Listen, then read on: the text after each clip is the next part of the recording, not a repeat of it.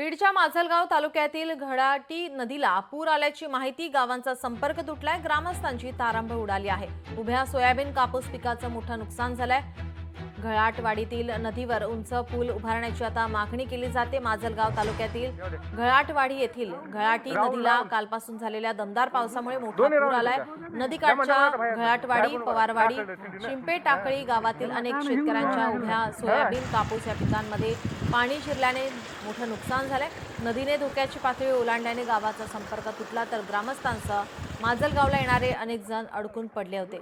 दरम्यान घाटवाडी येथील नदीवर मोठ्या उंचीचा पूल उभारण्याची मागणी आता ग्रामस्थांकडून होत आहे।